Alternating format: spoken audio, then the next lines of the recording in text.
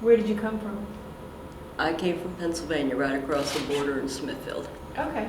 What made you come to Morgantown? Well, that's kind of a long story.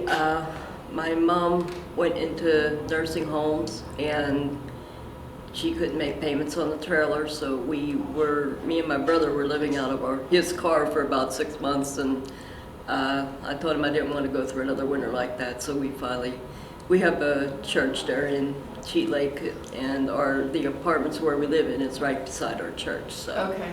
And so tell me how you shop for groceries. Well, like I said, my mother goes to dialysis 3 days a week.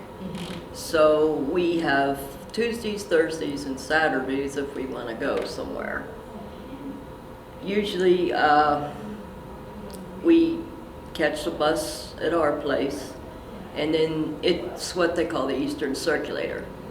It takes us to Saberton, to the Goodwill area, and we have to catch another bus to come here, which is usually the Brookhaven if we're coming this way. And then we got to figure out what store we're going to go, either on the Orange Line or, the Don Lots to the Walmart or wherever. And do you figure that out once you get to the central spot? What store you're going to go to, or you figure that out before you leave home? We've been riding the buses enough. We pretty much know what routes we're going to, go. We'll go to the Giant Eagle over by the Mountaineer Mall. Okay. That's our usual store. If I would have to go to Kroger's in Saberton, I would have to get someone else to take me because the buses are either not allowed or they won't go down into this in front of the Kroger's in Saberton to drop my mother off. Okay. And they would have to drop her off at the road, and then I'd have to cross all those lanes of traffic and go down into the parking lot, across the parking lot to the Kroger's, and that's kind of a rough thing. So, round trip from the time you leave your house till you go to Giant Eagle and then get back to your house, how long does that take? Well, one clear example I have, I needed to go to the Kroger's, and they left me on, I got on the Eastern Circulator, then it came down to this Sheets area there in Saberton, and I had to walk all the way across. There's an alley there that goes across to the parking lot, whatever. It took me about 3 hours altogether, from home to the Sheets in Saberton and back home. So how long did you shop in the grocery store?